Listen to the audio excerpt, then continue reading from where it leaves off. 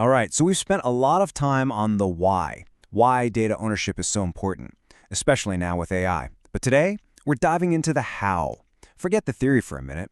Let's look at the actual nuts and bolts, the architecture that makes real, honest-to-goodness digital ownership possible.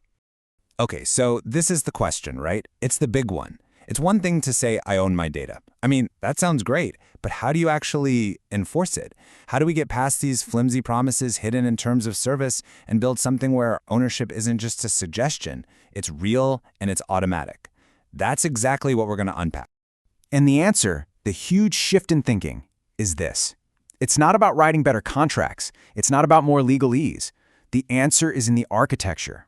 You build the rules, the enforcement, right into the code from the ground up. And this slide really just lays it all out. Look at the old way. It's a mess, isn't it? It's all based on contracts, vague promises, a ton of negotiation, and honestly, a lot of guesswork. But the Codatta way, it's the polar opposite. It's built on things you can actually verify. We're talking solid structure, powerful cryptography, and a clear, traceable path for everything. The result? You get deterministic outputs. Things happen because they're supposed to happen, not because someone hopes they will. So you're probably wondering, okay, a verifiable structure, what does that even mean? Well, it all comes down to 4 core digital pillars. Think of these as the foundational building blocks that take an idea, a piece of data, and turn it into a real, tangible, ownable asset. First up, we have identity and reputation. And this is so important. Every single contribution, doesn't matter if it's from a person or an AI agent, gets securely locked to its creator's identity. Why is that a game changer? Because it gets rid of anonymity. You can always trace something back to its origin. And that's the absolute foundation for accountability and for figuring out its value. Pillar number 2 is the cryptographic fingerprint. This is exactly what it sounds like. A digital fingerprint that is totally unique to a piece of data. It's a special signature that proves 2 critical things. First, who made it, and second, that it hasn't been tampered with. Not even a single bit has been changed. It's basically an unbreakable seal of authenticity. Okay, so once you have identity and a fingerprint, you can build the third pillar, traceable lineage.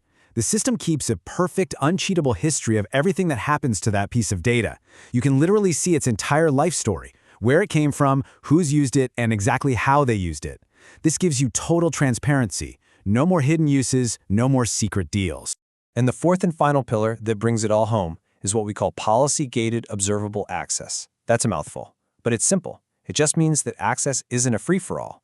The owner gets to set the rules, the policies, for who gets to use their stuff and how. And here's the key. Every single time someone interacts with it, it's watched and it's recorded.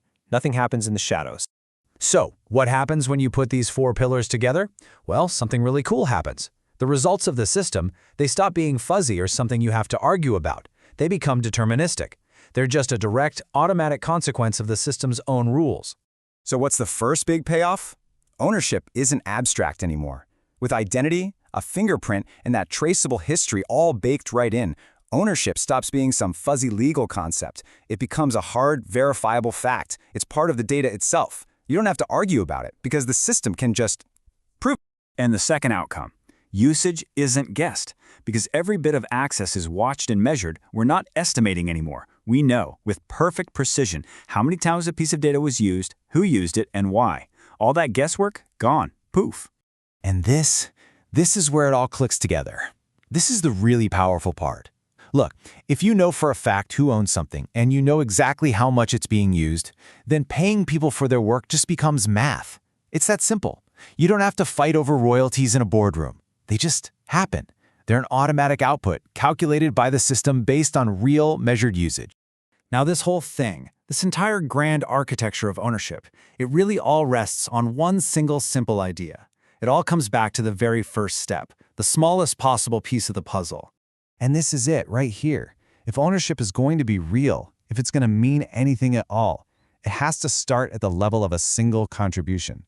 The strength of the entire system, everything we just talked about, depends on protecting the ownership of one idea, one photo, one line of code.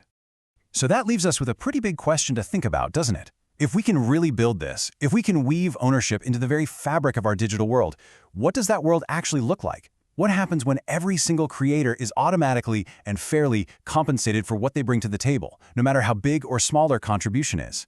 It's a huge thought, one that could totally change the game. Thanks for digging into this with me.